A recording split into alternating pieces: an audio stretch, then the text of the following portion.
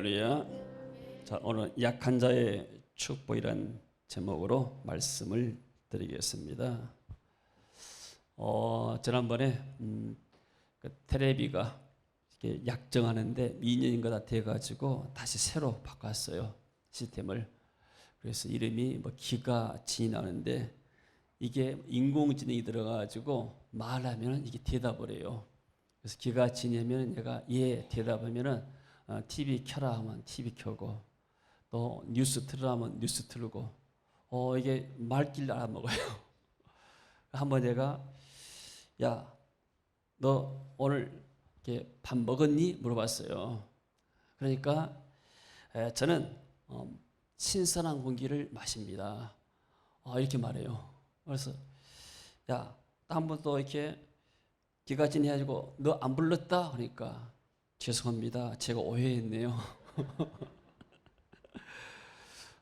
너 오늘 뭐하니? 그러니까 할 일 없으면 저하고 놀아요.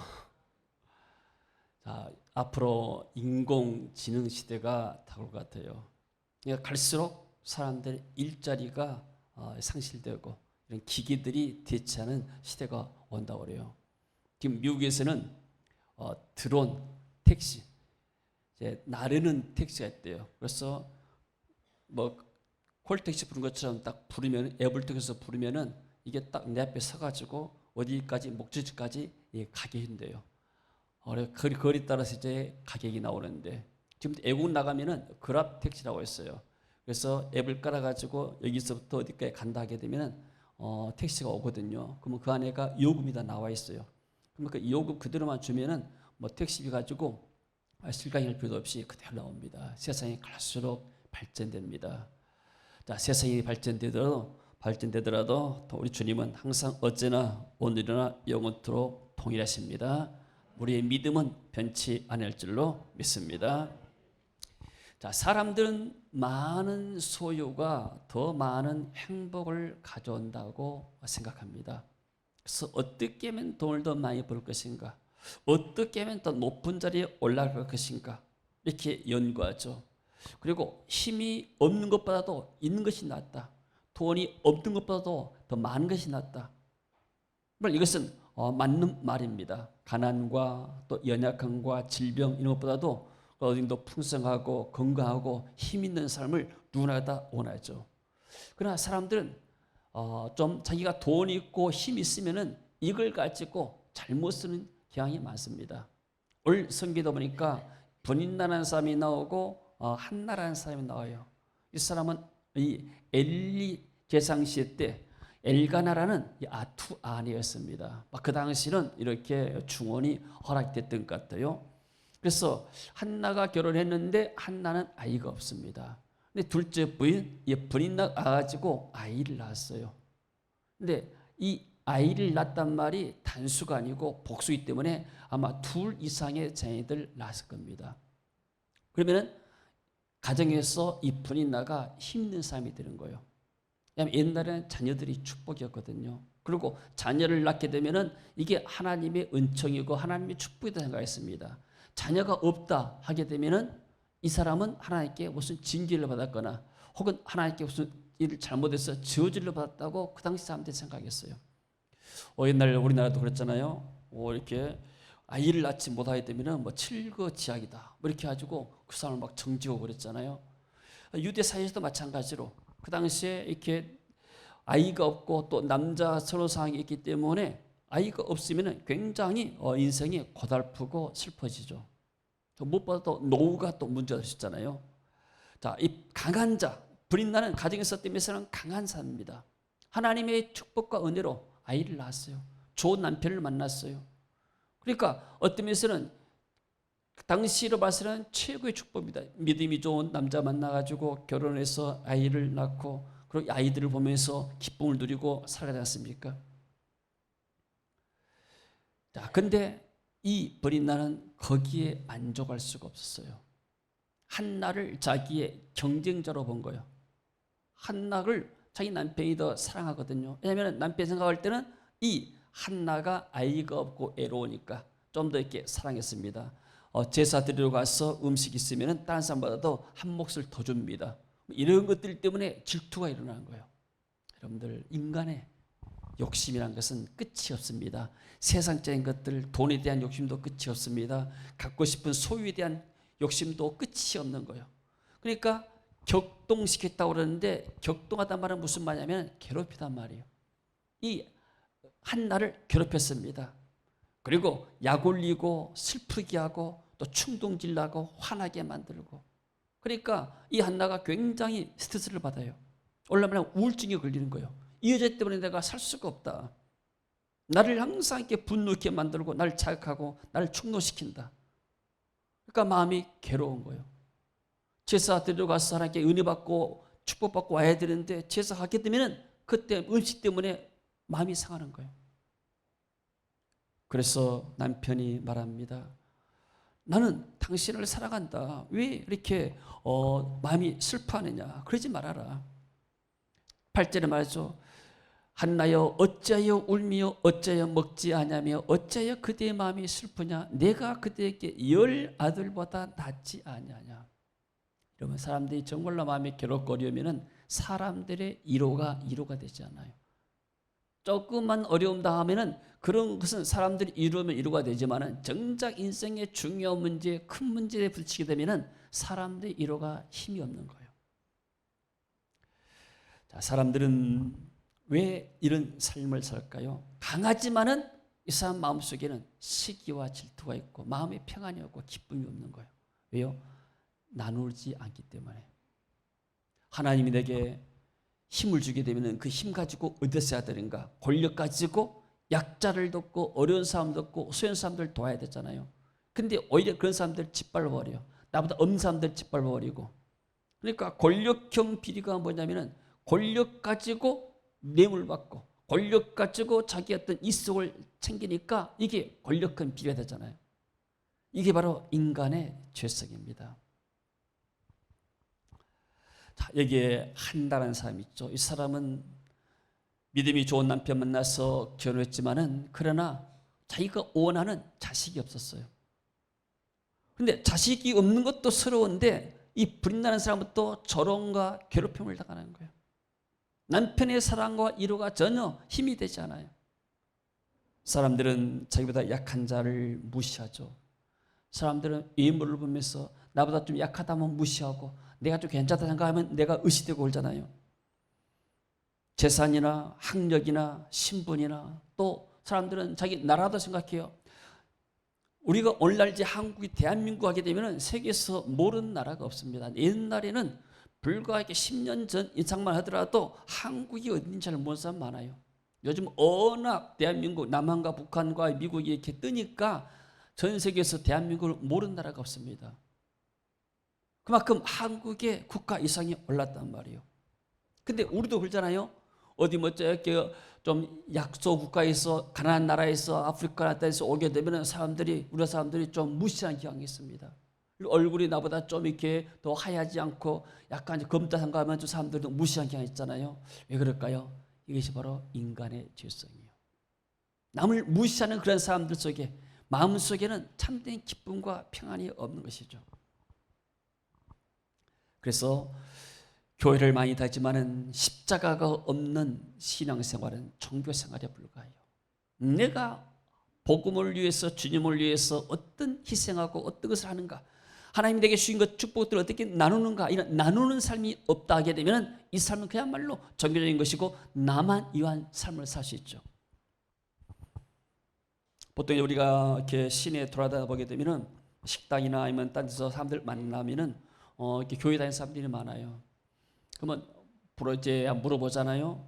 어디 교회 다니십니까? 그러면은 나는 어디 큰 교회 어디 다닙니다. 그래요. 그러면 마치 자기가 큰 사람처럼 이렇게 생각돼 주고. 지난주에 어떤 교인인 수가 많은 목사님 만났어요. 이분이 이런 이야기를 해요. 목사님, 정말 난 죄송한 것이 있는데 성도들 이름을 다 몰라요. 어디 가서 인사해도 저분이 정말 우리 교인인가 그런 생각도 있고. 그래서 교인들은 자식이 부모가 자식이 이름을 모르고 그것이 바로 교회가 되겠는가, 영적으로. 그러니까 그냥 종교적으로 나는 이렇게 큰 교회 다닌다, 자기가 막 큰 사람처럼 그렇게 말하면서 은근히 자랑해요. 나는 큰 교회 다닌다. 그러면 자기가 마치 큰 사람처럼. 여러분 이게 뭐입니까? 은근히 자랑하는 거예요. 이게 외모가 화려하고 아무리 어떤 것 힘을 가지고 뭐 있다 하더라도 그 삶 속에 그 하나님의 축복받고 그걸 가지고 뭐 어떻게 세상에 나눴는가 이러지 않게 되면은 세상으로부터 비난을 받게 된 것이죠. 지난 주간에 제가 필리핀 마닐라에 가서 예배를 드리고 또 거기에 아나 집사라는 집사 50회 생일이다 해서 생일 잔치에 제가 갔어요. 호텔을 빌려가지고 했더라고요. 그래가지고 내가 물어봤어요. 한 사람 50명을 초청했다는데 한 사람당 비용이 얼마 드냐 물어봤어요. 초대한 사람들. 그러니까 저기 뭐 데코레이션하고 식사 준비하고 홀을 몇 시간에 빌리는 거. 뭐 한국에서는 뭐 이렇게 밥값만 내면 됐잖아요. 3만 원 정도. 근데 한 사람당 그 5만 원인데 5만 원. 필리핀에서 대단하더라고요. 그러니까 저 파이브스타 호텔인데 조그만 이 정도만 홀에서 이렇게 진행하는데 그러니까 이분들은 필리핀 사람들은 한 살 때 가장 돌잔치처럼 하고 7살 때 잔치를 해요. 그리고 10살 되면 성년이다 하고 잔치를 하고 그리고 또 50살 되게 되면 또 잔치를 하고 아주 크게 잔치를 하더라고요. 그러니까 이분들 만나면은 주로 생일을 너무나 중요히 생각한 거예요. 그래서 자기 생일이 뭐 이렇게 벌써 뭐 일주일이나 한 달 후에 있게 되면 미스터 광고로 막 그러잖아요. 막 그 이분들은 그 문화가 중요히 생각해요. 그래서 찍어서 어떻게 바꿀 수는 없죠. 왜냐하면 다 문화이기 때문에 우리나라 뭐 추석 세고 설 세는 것처럼. 근데 왜 여쭤본 통해서 제가 은혜를 받았냐면은 이분은 그야말로 가난한 지역에서 자랐어요. 그리고 남편이 사업을 했는데 겨우 이제 돈을 벌어가지고 3층짜리 건물을 지었습니다. 건물 지었는데 건물 거의 다 지었을 때 하나님이 저 집사람에게 말씀했어요. 그 당시 천주교 다니는데 왜냐하면 필리핀은 90%가 캐톨릭이에요. 그런데 하나님의 존재에서 알잖아요.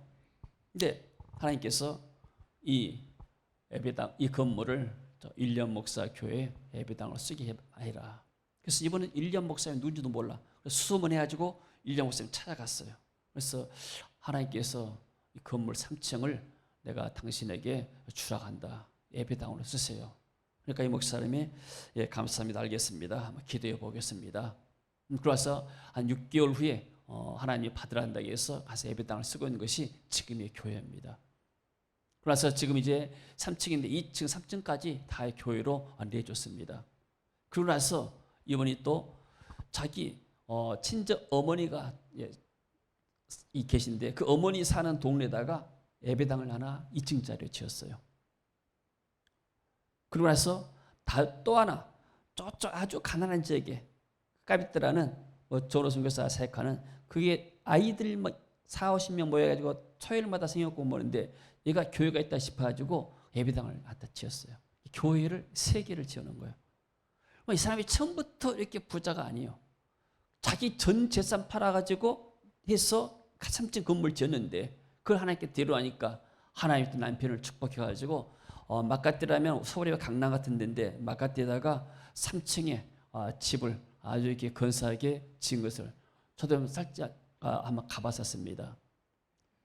자, 저번은 뭐냐면은 그냥 내가 혼자 얼마든지 잘 살 수 있는데 그러나 그것을 하나님 위해서 나누는 거. 그래서 정말 이분은 일련 목사님 교회의 참 공헌자다. 그리고 저 날은 주로 목사님들만 초청했어요. 아는 목사님들 또 교회 새 교회 리더들 초청해가지고 이렇게 목사님들 5분이 나와서 권면하고 축복해주고 뭐 그렇게 했었는데 그런 대로 의미 있는 시간을 가했습니다. 나는 이렇게 생각해봤어요. 참 필리핀에 이렇게 훌륭한 분들이 많구나. 옛날 초대 한국 교회도 이렇게 다 헌신한 분들이에요. 집을 내놓고 땅을 내놓고 자기 전 삶을 내놔서 나와서 선교하고 이런 수고와 헌신이 있기 때문에 한국 교회가 발전됐잖아요. 지금 필리핀의 역사들이 지금 일어나고 있습니다. 그리고 이번에 우리가 이렇게 한 90명 가까이 필리핀에서 사역자들이 와서 은혜 받으러 옵니다. 하나님의 축복이 이번 기간 동안에 있을 줄로 믿습니다. 자, 이 한나는 그러면은 이 서럽고 애로운 이 시간들을 어떻게 극복했는가? 옛날 우리나라 뭐 이렇게 삼파극이라고 그러죠. 심파극이라는 거, 심파극. 1900년대 일제 강점기에 뭐 이렇게 연극이 있었는데, 그런데 그 가운데 하나가 홍도야 울지 마라는, 나는 그 연극을 보도 않고 영화도 안 봤지만 하도 많이 나와서 홍도야 울지 마라, 그건 알아요 내가. 내용은 이렇게 홍도라는 사람이 자기 오빠 학비를 마련하기 위해서 기생을 왔는데 그 기생집에 주인 아들하고 사랑에 빠져서 결혼했다. 근데 나중에 결혼이 이게 가족의 반대로 파산되었다. 그래서 그 오빠가 있으니까 울지 말라고 고민했다는 그런 겁니다. 여러분, 오빠가 무슨 힘이 있겠어요?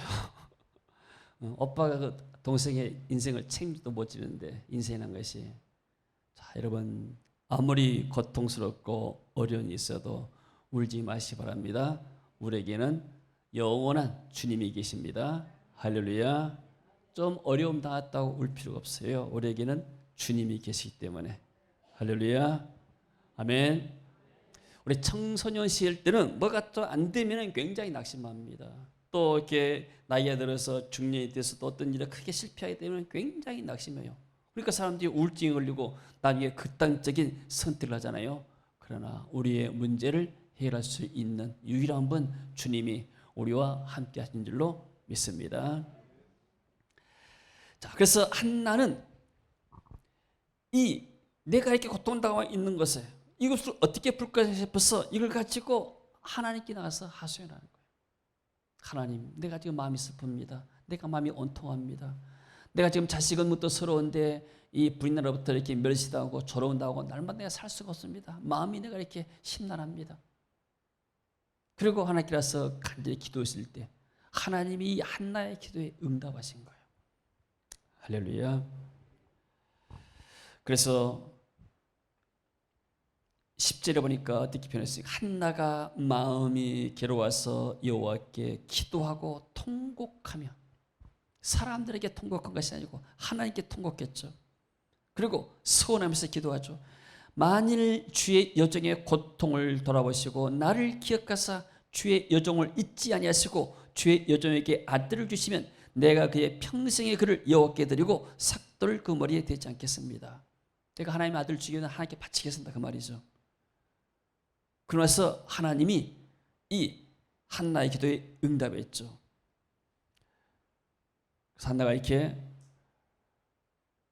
18절 같이 읽어봅니다. 이르되 당신의 여종이 당신께 은혜 있기를 원하이다 하고 와서 먹고 얼굴에 다시는 근심빛이 없더라. 이런 마음에 근심이 있습니까? 근심 있으면은 기도하지 않는 게요. 하나님 은혜 받는 사람들은 마음에 근심이 없는 거예요. 아멘. 근심. 한나가 지금 아들이 생긴 것이 아니에요. 그러나 벌써 그 마음속에 확신이 온 거예요. 근심이 사라졌어요. 이때부터는 더 이상 버린 나가 괴롭혀도 이게 귀에 들어오지가 않아요. 마음에 들어오지가 않아. 나는 그러겠지. 왜요? 하나님의 응답받고 은혜 받고 나면은 사람들의 말에 그렇게 신경 쓰지 않는 거예요. 할렐루야. 아멘. 그리고 나서 하나님이 이 한나를 통해서 사무엘이라는 아들을 줬습니다. 이 사무엘이 이스라엘 민족의 최초의 선지자가 되고, 그리고 사울과 다윗 왕의 길을 묻는 민족의 지도자 영웅이 됐어요. 그러니까 사무엘은 왕, 선지자, 제사 역할을 다 한 거예요. 그리스도를 예표하면서. 그 한나의 기도를 통해서 하나님이 그 민족의 지도자를 세우신 것이죠. 자, 그렇다면 우리 메시지를 정리하게 되면 고통에는 믿는 자, 성도들에게 앞에 당하는 고통에는 하나님의 뜻이 있다. 1장 6절을 보니까 여호와께서 그에게 임신하지 못하게 하심으로 그의 적수인 버린 나그를 심히 격분하게 하여 괴롭게 하더라. 하나님이 한나로 하여금 아이를 갖지 못하도록 한 거예요. 만약에 한나에게 아들을 줬으면 일반 평범한 사람처럼 그대로 샀을 것이기 때문에 근데 한나라 하여금 서운하게 만들고 기도하게 만들었어. 정말로 이 아이가 났을 때 민족을 위한 지도자로 하나님이 세울 것을 원하셨죠. 여러분, 큰 고통에는 큰 하나님의 뜻이 있는 줄로 믿습니다. 이 문제를 가지고 내가 사람들에게 불평하고 원망한 사람이 있습니다. 저 사람이 날 나쁘게 만나서 서로 같이 비난하고 이런 사람들은 아무런 하나님의 응답을 할 수가 없어요. 마음에 기쁨이 없는 거예요. 그렇지만 이 한나는 이때부터 마음에 행복이 왔어요. 기쁨이 왔어요. 하나님이 나와 함께 하시구나. 사람들은 나를 무시하고 조롱하지만 하나님이 나와 함께 하시구나. 하나님이 나에게 이루어주시구나. 하나님 내게 힘이 되시구나. 할렐루야. 여러분, 이번 우리 GBS에는 어떤 분들이 주로 오시는가? 울고 있는 분들이 많이 와요. 지난번에 제가 본가또 목사님 집에 갔어요. 그쪽 몬탈바 지역에서 사역을 하고. 근데 이분은 신학교 박사요. 신학 박사고 신학교를 본인이 6군데에서 지금 신학교 왔어요. 목회학, 석사, 박사 코스를 좀 가르치는 분인데, 그러면 우리나라에서 신학 박사고 신학교 교수고 또 신학교를 한 6개 정도 하고 있으면은 굉장하잖아요. 어디서 사는가 봤더니 산꼭대기 달동네 살아요. 그래서 당신 교회는 저쪽 쾌전시티인데 왜 여기서 사냐 물어봤어요. 그랬더니 쾌전시티가 아주 빈민가인데 거기가 도로가 났어요. 도로가 나가지고 개발되니까 그 사람들을 산꼭대기로 이주시키 정부에서 한 필지죠. 한 필지가 면 40km, 한 13평 정도 되는 곳이에요. 거기서 3필지를 받더라고요. 거기다 집을 지어가지고 거기서 이제 기공을 받습니다. 근데 한참 산속으로 올라가요. 그 2층에다가 사모님이 이제 교회를 해요. 본인은 시내에서 40분 동안 집부인 타고 와서 사역을 하고, 사모님도 신학 박사고 교수였는데 한번 이렇게 중풍이 떨어져가지고 뇌졸 떨어져가지고 이렇게 살아났잖아요. 말이 좀 어눌한데 설교는 이제 다른 분들이 하면서 이분들은 이렇게 고생하고 사는가. 우리 같으면은 이렇게 그 정도 위치 되게 되면, 그런데 이분들 차도 없어요. 아들이 이제 아래 1층에서 컴퓨터 사업하고 있는데 아들이 중고차 타고 다니면서 저를 피고 것을 봤습니다. 그야말로 겸손하고 그야말로 나누는 삶. 자, 할렐루야. 근데 이분이 전국을 다니면서 학생들을 모집한 거예요. GBS 갈 사람들, 한국에. 100명 이상을 내가 이분에게 초청을 줬어요. 근데 그 가운데서 지금 15사람만 초청 받아주고 온 거예요, 지금. 이분도 안 나와버렸어요. 굉장히 실망하더라고요. 자, 이분이 뭐냐면, 왜 하나님께서 이런 GBS를 세웠는가? 이분이 생각할 때 이미 신학 박사 되게 되면은 지식적으로는 다 배운 사람들이에요. 더 이상 배울 것이 없어요. 그렇지만은 신학 박사 과정을 통해서 배우지 못한 것들, 그런 성령의 은혜, 하나님의 새로운 비전, 은혜, 이런 것들이 채워지지 않기 때문에 이곳에서 이분이 은혜를 받기 때문에 자기 학생들에게, 목사님들에게 우리 비전스쿨을 소개한 걸 봤습니다. 뭔가 채워지지 않는 허전함, 이것을 이 집에서 와서 채운 거예요. 할렐루야. 그 연세대 명예교수 김형석 교수 있잖아요. 이분이 지금 1920년생이니까 99세 우리나라로. 이번이 엊그제도 연세대 와서 강의를 했어요. 강의하면서 100세 이 대신 노 교수가 강의를 하더라도 숨도 안 차고 아주 건강하게 하는 거예요.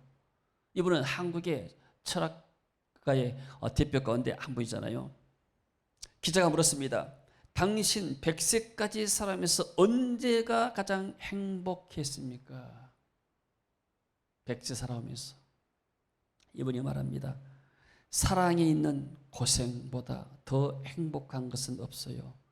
애를 6을 키우는데 탈북해서 가진 게 아무것도 없어서 정말 고생했죠. 그런데 지금 돌이켜보면 그때가 가장 행복했어요. 어려운 일을 겪었을 때가 가장 보람이 있었어요. 사랑이 있는 수고, 아이들을 그렇게 어렵게 키울 때 지금 돌이켜보니까 그 고생한 것이 그렇게 행복이고 그렇게 기쁨이었다 이렇게 말합니다. 우리 권사님들도 자녀들 키우면서 고생하셨죠. 우리 이현주 집사님도 자녀들 키우면서 고생하셨고 다 지금 생각하면 언제가 가장 행복했는가? 자녀들 위해서 헌신하고 수고할 때, 뒷바라지 할 때 이게 가장 행복했다고 말하잖아요. 아마 이분만이 아니고 우리 공통적인 사람들의 마음일 거예요. 저는 여러분에게 묻습니다. 여러분은 언제가 가장 행복했습니까? 인생을 살아오면서 지금까지 살아오면서 언제가 가장 행복했는가? 여사 물어보세요. 언제가 가장 행복했냐 물어보세요. 당신 언제가 가장 행복했어요?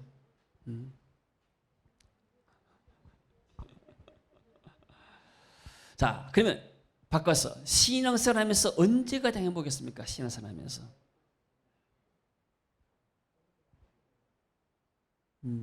저는 집에 있을 때가 가장 행복한 것 같아요. 교회를 처음에 개척하고 저 조월동에서 개척하고 공사하고 우리 이진일에 와서 공사해주고 또 같이 우리 이렇게 어당님이나 이렇게 우리 청년들 같이 사역하고 일하고 할 때 그때가 고생스러웠지만 그때도 생각하면 행복한 때고 또 하나님 이렇게 집에서 외국 사역자들 와가지고 와서 섬기고 식당에서 우리 집사님들에게 땀 흘리면서 힘을 다해서 섬기고 또 봉사하고 또 신교에서 헌금하고 또 이렇게 목사님 네트 목사님에서 헌신하고 이런 걸 보면서 그리고 나서 이분들이 와서 회개하고 울면서 은혜 받고 기쁨으로 찬양하고 기쁨으로 돌아가는 모습들 저는 이것이 행복이라 생각해요. 돈이 많이 통장에 있어서가 행복한 것이 아니고 내가 이름이 높이 올라가서 높은 데로 갔기 때문에 행복한 것이 아니고 하나님께서 우리에게 주신 힘을 가지고 나눌 때 그 안에 하나님 우리에게 성령을 만나는 기쁨을 주시고 은혜를 주신 줄로 믿습니다. 아멘. 그래서 이피전스 글은 우리에게 짐이 아니고 천국 잔치입니다. 우리 하나님께서 우리에게 기쁨을 주시고 행복을 주는 시간인 줄로 믿습니다. 다른 사람을 행복하게 해주면 그게 바로 우리 행복이 다가오잖아요. 다른 사람을 화나게 만들어봐요. 그럼 화가 나한테 오잖아요. 이 울고 있는 주의 종들로 할 때 이분들이 세임 얻고 이루어받고 은혜 받고 하게 되면 그분들 안에 기쁨이 충만하면 그 기쁨이 우리에게도 같이 나올 줄로 믿습니다. 그래서 이분들이 가가지고 있어 열매를 많이 맺어요. 우리가 상상할 수 없는 많은 돌파구들이 열립니다. 가정의 돌파가 열리고 사역의 돌파가 열립니다. 제가 말했지만 세부에서 노인 목사님 20명을 지금 모시고 와요. 근데 이분이 오신 지가 4년 됐거든요. 4년 동안에 이 가정에 놀라운 역사들이 났어요. 아들이 마닐라에서 큰아들이 마닐라에서 간호사 했는데 미국으로 픽업돼가지고 미국 회사에 가서 근무하고 있잖아요. 그리고 둘째 아들이 대학 졸업하고 나서 그 무렵에 신학교로 보냈어요. 그래서 대학교 졸업하고 좀 목사가 돼서 청년 이게 담당하고 있고 그리고 딸도 상그리 호텔에서 근무하다가 지금 그만두고 교회 안에서 이렇게 학교 사역하면서 또 이렇게 어머니들도 와서 사역하고 있고 그러나서 그분의 교회도 지금 확장이 되고 또 어떤 하나님이 물질의 복도 주셔가지고 처음에 갈 때는 이렇게 중고차 뭐 스포티지인가 타고 있더라고요. 그 다음에 가니까 소렌트를 타고 있어요. 그 다음에 가니까 또 이렇게 교회 차를 또 새로 차고 이번에 가니까 또 집을 또 새로 짓고 이게 다른 목사님들이 물어본대요. 당신은 지금 어디서 돈을 얻어가지고 돈이 이렇게 나와가지고 이렇게 집 사고 차 사고 이렇게 잘 됐냐? 혹시 한국에 그 목사님이 돈 준 거 아니냐? 나도 도와줄 돈 있으면 좋겠어요. 하나님이 정말로 어쨌든 은혜를 주셔가지고 그런 문들이 열린 것을 하니까 이 세부에 있는 목사님들이 다 한국에 집에 있어 가더니 이렇게 가정과 사역에 문이 열리구나. 서로 오고 싶어요 지금. 이번에도 하나님께서 놀라운 은혜를 우리에게 주실 줄로 믿습니다. 할렐루야. 자, 약한 자가 축복이 있습니다. 약한 자가 복이요. 내가 약하기 때문에 하나님을 의지하는 거예요. 아멘. 내가 약하기 때문에 하나님이 도움을 청하는 거예요. 내가 약하기 때문에 하나님께 기도하는 거예요. 오히려 있는 자들은 교만하고 자랑하고 거만하기 때문에 하나님을 찾지 않아요. 내가 배불러서 하나님을 모른다 할까 두렵다 그랬잖아요. 그래서 내게 뭔가 좀 하나 부족한 것, 그것이 바로 하나님의 은혜인 줄로 믿습니다. 이것 때문에 내가 하나님께 간구한 거예요. 하나님, 내가 이런 문제가 있습니다. 내가 이런 고통이 있습니다. 사람들은 알아주지 못하지만 오직 주님만이 내 고통을 알 수가 있고 내 고통을 해결할 수가 있습니다. 그럴 때 하나님이 물려시게 되면 이 놀라운 민족의 지도자가 한나의 태에서 나올지 어떻게 알았겠어요? 한나의 기도를 통해서 민족 살 수 있는 지도자가 나올지 어떻게 알았겠어요? 우리 지베스를 통해서 정말로 이분들로서 고통 가운데서 한나처럼 기도할 때 그분들의 가정을 통해서 사역을 통해서 하나님의 놀라운 일들을 행할 줄로 믿습니다. 그들의 자녀들을 통해서 그들의 교회 청소년을 통해서 민족 살리고 세계 살릴 그런 일꾼들을 세워날 줄로 믿습니다. 이 일에 우리가 헌신하고 이 일에 우리가 봉사한 것 행복한 시간이 될 줄로 믿습니다. 사단은 이런 일을 얼마나 방해했어요. 얼마나 사단이 배가 부었어요. 이런 일을 안 해야 되는데 목사님들이 와서 힘 얻어가지고 목회를 잘하면 이 사단의 나라들이 파괴되잖아요. 우리가 더 믿음으로 굳건히 하고 힘을 다해서 하나님 맡기는 귀한 사명을 잘 감당하게 되면 이 안에 우리 안에 기쁨이 있고 또 이걸 통해서 하나님이 우리의 삶 가운데도 우리의 교육 가운데도 민족 가운데도 큰 은혜를 줄 줄로 믿습니다. 자, 5월달은 중요한 달이잖아요. 지금 이렇게 우리 한국과 미국의 정상회담도 있고 또 6월달에는 북미 회담도 있고 우리가 기도가 많이 필요할 때입니다. 이럴 때 외국인들이 와서 같이 기도하고 하게 되면 하나님이 이 나라 민족 가운데 은혜를 줄 줄로 믿습니다. 하나님 은혜가 이번 비춰서 그래 우리 성도의 가정에 또 교육 가운데 넘치기를 주의 이름으로 축원합니다. 다 같이 일어나서 한번 찬양한 다음에 기도하겠습니다.